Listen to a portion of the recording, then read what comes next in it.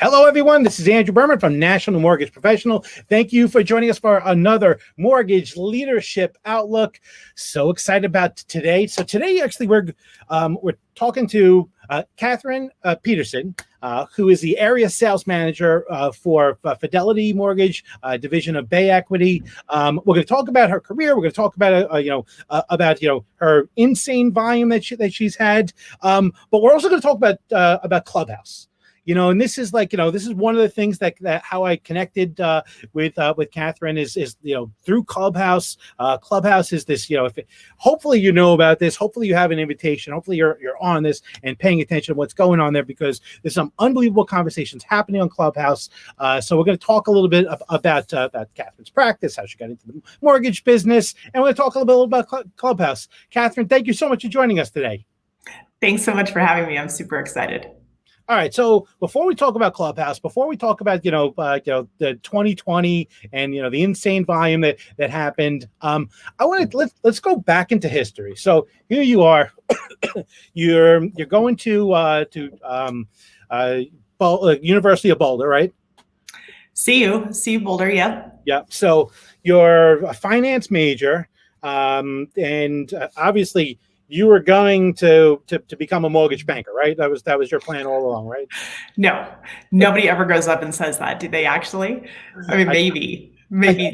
I think maybe the Mazzillos. So there might have been like one of the Mazzillo, families that might happen. But for the most part, you're 100% right. So yeah. You were a finance major. And if I remember correctly, my cyber stalking, is accurate. So right out of college, your first job is with working in credit at Norwest, right? Correct. Okay. Yep. But even before that, I worked for a mortgage company in college, and I worked for a home builder in college selling homes. So I was actually really child labor right there. But yeah, so I worked very, very young in finance. All right. So you worked in mortgage so tell us, what was your first experience working in mortgage in college? So I was a processor, and a few things. I had a really great boss who we had the credit machine, if anybody remembers that. So I tell people about that all the time, where you plugged in the information and then a couple days later, the credit report would come out. And it was after you had already started the loan. So you were like, come on.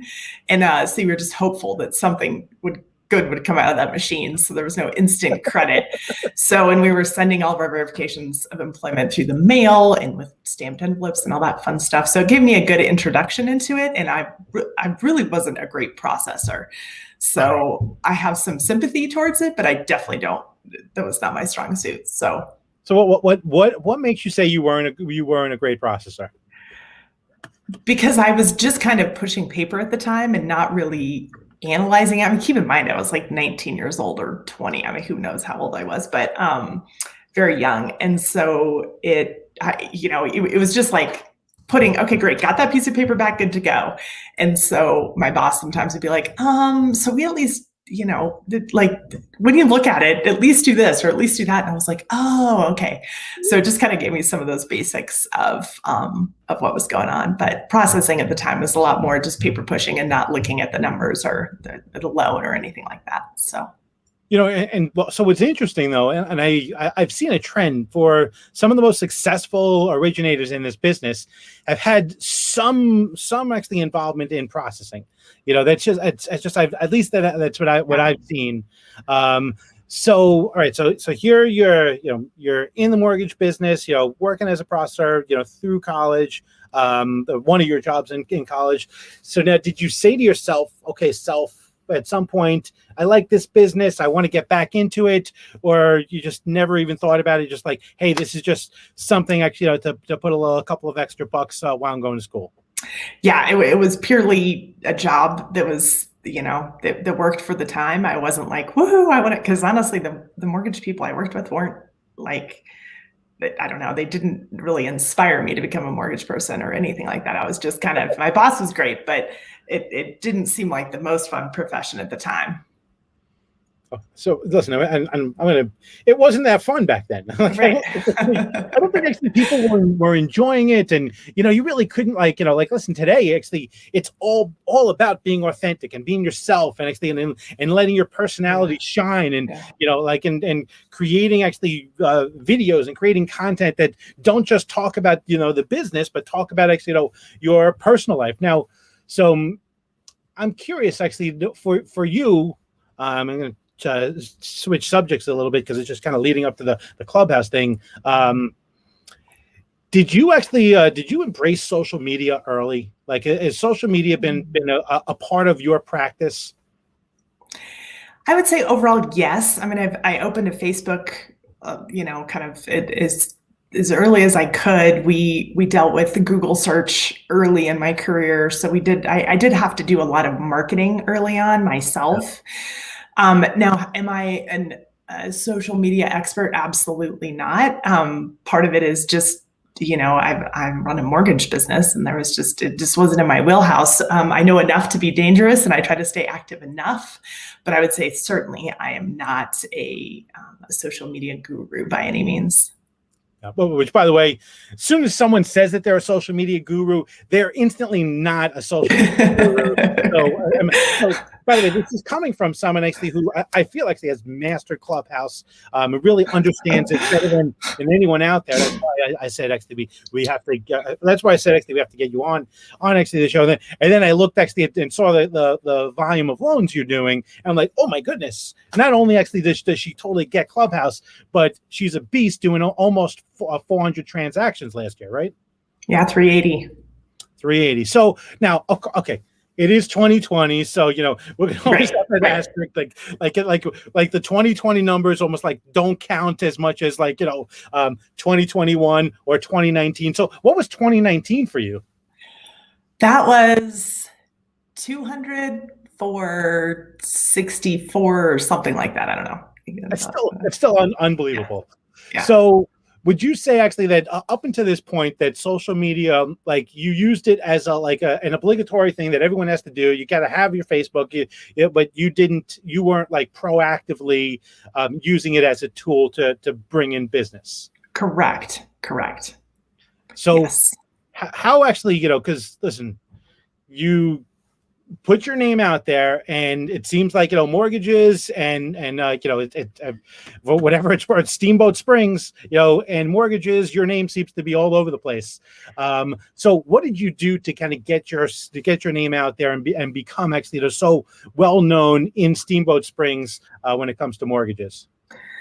Oh, that's a great question. It's been a long time that I've been working on it. So between, I do a lot of things. I teach CE classes. I've won Best of the Boat, which is great for advertising, marketing. I participate in the community. I volunteer on boards. I've been in the community. I live in the community. My kids go to school, and have been in school here. So it's one of those things that we're just involved, and that also really helps. And then we really try to help locals.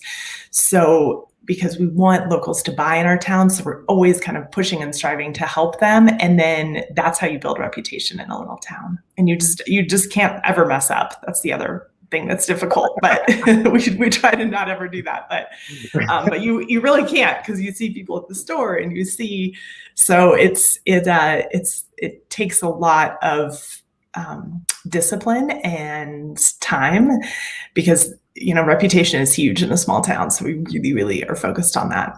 Sure. So now, would you say that today does most of the business come to you through referral partners, or are these people coming to you directly?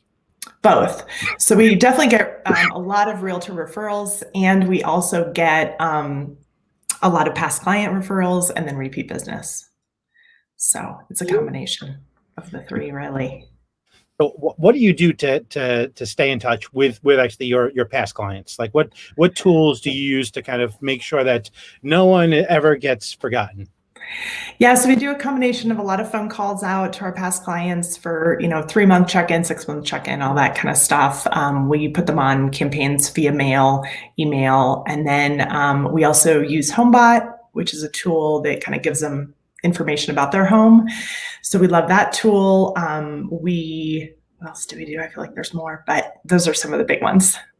So if you look actually at all the tools that you have, what would you say actually is like, either your favorite or like kind of like the best piece of technology that you have to use that you can't live without? Besides Clubhouse. I know, right? Well, so it's really kind of a suite. So I love Flowify, which is what we use for our doc portal and application. That's like, I couldn't get through my business without that. That's why we've been able to scale, is because it saves me so much time, and time is money. And then we talked about HomeBot, which has been big. And then Mortgage Coach is big for me as well, in getting numbers out to clients and really looking like a professional. And then, so those are the kind of big ones that we use probably, the most in my day. Fantastic. I happen to just, so before we actually went live here, I said, all right, let me go actually and Google actually, Kathryn, see if I can find anything. And I saw 2 videos. I saw your interview with my buddy Dave Savage. I tell you, I'm sorry, your pre-interview. It wasn't a really interview; it was a pre-interview with Dave. Oh, the surprise interview. Yes, yes. I know that one. I love it. That's great. And the other one I saw is actually your basically your infomercial about the Surface, the Surface. I thought that was really, really well done. So that was just two cool things. But so it sounds like Flowify is like, that's like, out of all the text, everything in your tech stack, that's your favorite thing actually that you have. Well, that's my favorite thing for the in process. Yeah. So that really is a great place for us to just save time and not be chasing documents. And we have people sign their closing documents through there and their application documents through there. So it's really just is so much easier for the client and for us. Fantastic. All right. So, so you've shared actually some tips. We understand actually your background. I do want to talk a little bit about Clubhouse. Now, I'm curious actually if anyone here is watching this. If you are on Clubhouse, please actually put a comment down below. Maybe share your handle. So if you're here, share your Clubhouse handle. We will follow you all later. So if you're on Clubhouse, put it in. And if you're not on Clubhouse, just put a hand. Put like a hand or something, and I will reach out to you. I will send you one of my invitations, because it's still invite only, right? Yep, it is. And only iOS. Only iOS. I don't really care about the Android users anyway, so they're a little, right. All right. So how did you first stumble upon Clubhouse? Yeah, so it was truly that. I was laying in bed on a Saturday or Sunday morning. I think it might have been, I can't remember. And Todd Bookspan posted, "Who still needs a Clubhouse invite?" And I was like, Google, what's Clubhouse?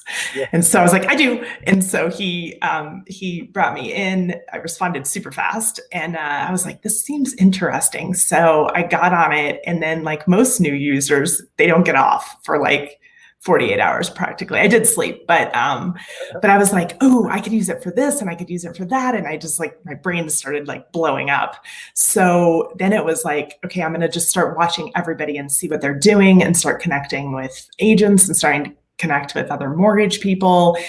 I immediately started some rooms just to kind of test it, which I sat alone for a while.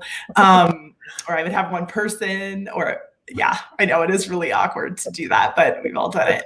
And then just started, slowly connecting with people, getting some other people into the app who I thought would really enjoy it. And I was super thoughtful about kind of who would be able to use it best and get excited about it. Yeah. Because it's you kind of have to have it's almost for the people who haven't found their place yet a little bit, but it's also for the people who really like to connect with other people. So there's some people who are just like, it's just too much noise. And I've never really been in that camp. Interesting. So you're saying that this is a place for outcasts? No, not necessarily. But I think it's different than every other app I've ever seen. Yeah. Yeah. Listen, every other app, it's, you've got pictures, you've got, you can tweak your profile, and you can do all sorts of things, and you have all these different ways to communicate. This is just, there's basically 2 ways. It's talk and there's a profile. You can DM. Right. So now so here you are actually, Todd, which by the way, if Todd suggests anything, if Todd came on Facebook right now and said asbestos oven mitts, look into them, I might consider them. So Todd says actually, hey, check out this app. You check it out. Did you and that initial 24-hour period? How did you envision yourself using? Like, what were the first things that said, all right, I'm gonna do this. I'm gonna create a home buyer seminars. Like, what were the things that you were thinking that you could do to use Clubhouse? Yeah, so for me, I teach so many CEs that my immediate thought was, ooh, I can teach CE classes, and which you can't, of course, on there, but I could do the same format to teach agents, and really get some of that education piece out there. So for me, it was more helping other people, educating. That was a big, huge piece of it, and then also creating community. So, the unfortunate thing is my town is so small. We have about 10 people who are on Clubhouse. So it's grown to maybe 15, but I think at the start it was like 3 or 4. So it's going to be a little bit of time before I really have my community on Clubhouse. But I look at Steamboat. I think I search it every few days and try to, if I see anybody pop in. But eventually I'm hopeful that we can get enough people on that we can even have Steamboat specific ones. Interesting. Yeah. And out of those 15, 4 of them work for you. No. It's not that small of a town to close, but I do know most of them though. That's great. How many excuse me, how many people live in Steamboat Springs? It's about 13,000. Oh, wow. So it is really small. Mm-hmm. Wow. That's great. So, are you like, if we look in Steamboat Springs, are you like number one in terms of originations there? Yeah, we have, we are the market leader, which is great. Fantastic. That's awesome. That's great. All right. Let's going back actually into the Clubhouse. So how have you been able to use it? So since actually, you found your place, you started playing around with it. What are some actually successes that you've had out of using Clubhouse? Yeah, absolutely. For me, Mortgage Coach started a group, a mod group, so moderators. And so we have a room for other originators that we do twice a day, which has been really great. And just to help other people and help other originators. And then that's been really fulfilling because I think that as an originator, when I was new, I would have loved to have something like that, even, a year ago. And even now I learned so much. So that's been really great to connect with other people across the country because we just don't have that camaraderie right now that we did at conferences and all those other things. So that's been really, really great to connect with other people who do my job because I'm also in such a small town. It's not like I can just, go have coffee with somebody and talk mortgage. It just doesn't exist for me. So that's been really great. And then there's also some awesome opportunities. So when you're in rooms enough and you speak enough, people start to get that you know what you're talking about or not. So now I've been helping out. Last night I helped out with a home buying 101 class that an underwriter did. I've been asked to be on with a New York realtor about just different market conditions across the country. So there's a whole bunch of different connections that have come from it. And that's what's been really fun so far. We'll see what it does on the business side. Again, because I'm in such a small town, it's a little bit different here, but either way, it's definitely creating quite a community. You got Flowify. You can do business outside of Steamboat Springs. That's right. Yeah, we can, and we can do loans, all over Colorado, all that fun stuff. So it'll definitely happen. And there's a lot of people who've gotten a lot of business from it. That is for sure. But for me, it's been more about the connections with the other people in my industry or even outside my industry. But there's been some really, really good connections I've made already. So now, would you normally go to conferences? Would you make sure you went to mortgage industry conferences? Yep, absolutely. Normally a couple a year at least. So, yeah. So do you think actually if Clubhouse launched any other time when there wasn't a global pandemic, that shut down all conferences, do you think Clubhouse would have that the same success and just like the embracing that it has in, you know, by actually the mortgage and real estate, and it's more than just mortgage and real estate. But do you think the coronavirus really helped this? I certainly don't think it hurt. You know, I still think it's something that people really want, and it's a way, like, it doesn't matter if I didn't, you know, let's say put on a nice shirt, or, you know, that I did my hair. It's even harder for women, but you can jump on and it doesn't matter. So you can still be heard. You can still learn any time of day or night. You can still ask questions. So I still think there would have been a need for it, even if we did have conferences, because how often in a room of 1,000 can you raise your hand and come up to the stage and ask a question? And Clubhouse provides that opportunity, and like, even a conference, but it does provide a little bit of that yearning that we've all had to be around people that are like us. And so that's really the other piece that it brings. But I still think it would have had similar growth. Yeah, that feeling, when you raise your hand, especially it's a big room, your heart starts beating. You're like, okay, is my shirt tucked in okay? Is the hair looking okay? You know, is the makeup okay? Like all these things I think of, and now it doesn't even make a difference. You know, you could be just straight up out of the shower, and you know, just go right on the Clubhouse. I've used Clubhouse while in the shower, so I haven't done that yet. I was on the treadmill the other day. I decided I really have to exercise, or it's a way to exercise and participate in Clubhouse at the same time. Yeah, I was in the mortgage coach room today, talking with Tony, and I forget who else was in the room at that time. But yeah, like I was basically getting ready for the shower. So yeah. All right. So so we there's not a lot of ways to communicate, other than raising your hand, getting up, creating room, creating actually content. So talk about the profile, because I think as there's a lot to be said about some people have some pretty fancy profiles, but obviously you can't put graphics in and can't put links. So any pro tips on what you could do with your profile to make sure your profile stands out? Oh, that's a great question.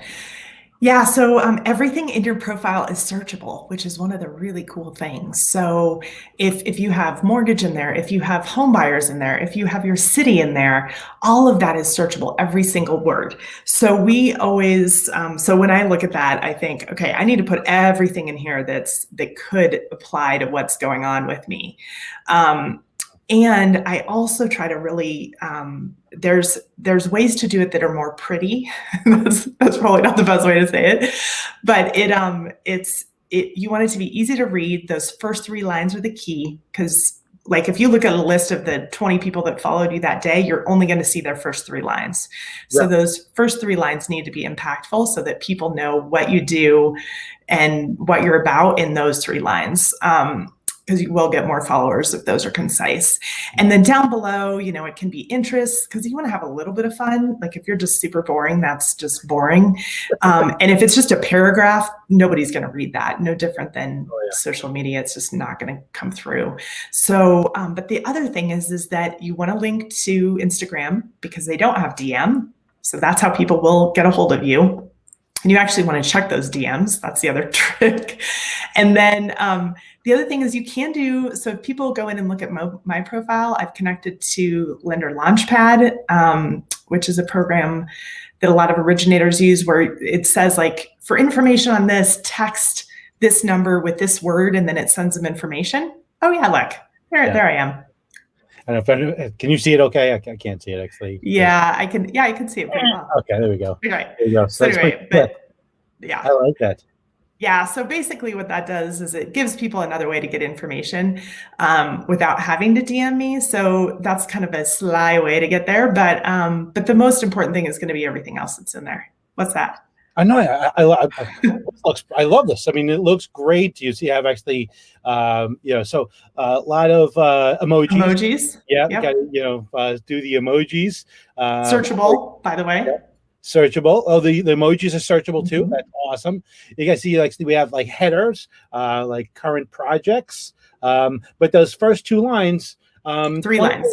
The first three lines: 20-year mortgage banker, top 1% in the U.S., podcaster, CE trainer, Steamboat Springs, Colorado, ski resort town. Like that's actually, because you see that, you pull down the rest. But that is slick. So if anyone actually is looking for what to do in a profile, check out Kathryn on Clubhouse.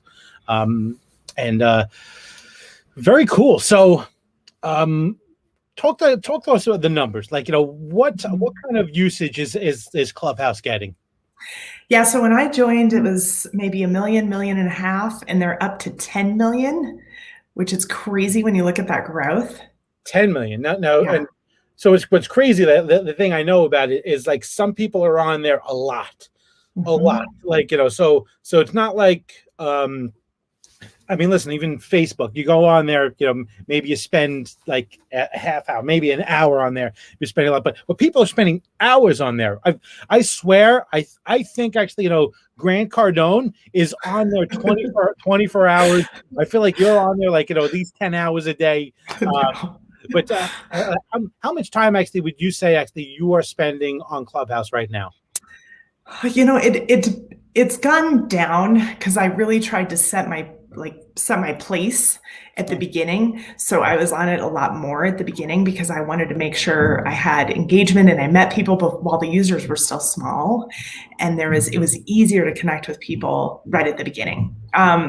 So now, because I'm helping out with the mortgage coach stuff, I would say maybe 5 to 10 hours a week, depending on what goes on the weekend. So I'll pop into one of the 2 mortgage coach rooms a day for a little bit. And then sometimes if I'm working out at night, something like that, I'll listen into. So weekends, I'm on it a little bit, depending on if I'm working or having fun or what's going on in my life. So now, are you doing any like non-mortgage, non-real estate stuff on Clubhouse? No, I did one just about like funny ski stories to see what would happen. It was just a couple of my friends. So we'll see. I might do one of those again once we get some more Steamboat people on. That'll be a little bit more fun. I've been popping into some podcast rooms. And then I do like to listen to scientists. I don't know. There's this whole group of physicists and people who worked for NASA, and that was pretty, I just was like, I have to listen to this. So talking about Mars and growing food and all sorts of craziness. So just the people you can listen to is pretty cool. I listened last night to the founder of The Onion. If you've ever seen that, I know he was so good. Yeah, you missed it. See? FOMO. Wait, like what, Adam? Is it what's his name? The guy from Madison, Wisconsin, like the original founder, right? Yeah. Oh my goodness. Yeah, he talked about cheese curds, in case you wondered. Of course. Of course. Oh my goodness. That is awesome. Yeah. And he answered questions from the audience and everything. So that was pretty cool. Oh my goodness. That is amazing. That is cool. Yes. Like, where can you get that? Listen, I was on actually 2 weeks ago, and I saw the co-founder of PennyMac is in a room. It's, the people that you're seeing actually, having conversations, and it's just unscripted, uncensored. It's pretty raw. And were you there for the Elon Musk one? No, what happened with Elon Musk on there?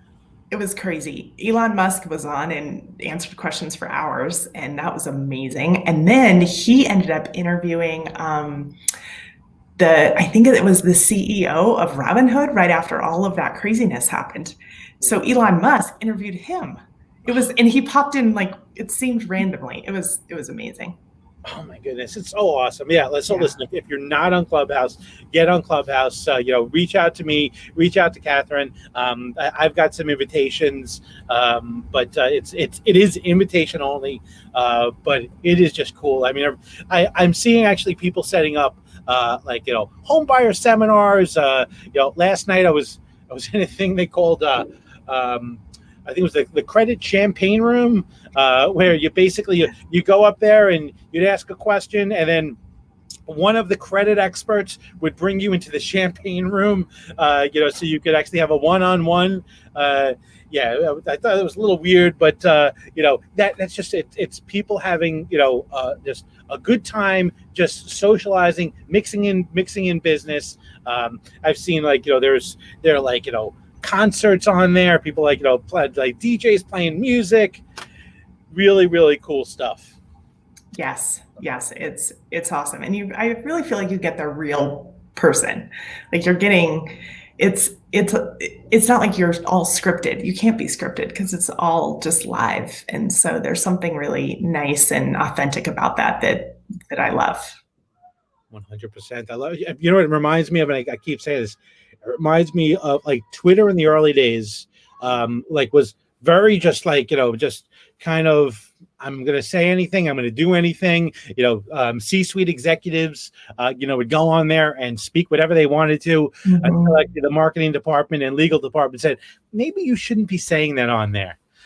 So I feel like it's a lot of that, but it's so much more, because that the way you can have some structure to this, in addition to having actually just a free for all where you and I can just join actually a conversation about putting someone on Mars.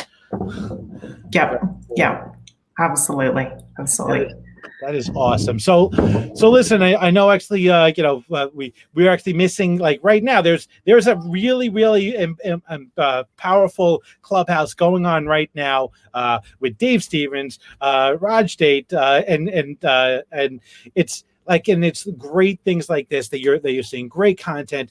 Thank you for all the work that you're doing, actually, because I don't know how actually you're cranking out hundreds of loans and still actually finding the time actually to be able to moderate and put some great content together on Clubhouse.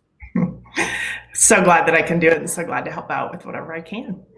Awesome. Fantastic. Everyone, thank you for joining us for another Mortgage Leadership Outlook. We come to you live every Wednesday, 4 o'clock East Coast time, 1 o'clock Pacific time. We've got some great guests lined up for you the next couple of weeks.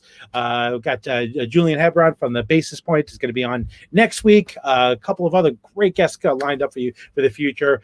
Everyone have a great March, and we will see you next week.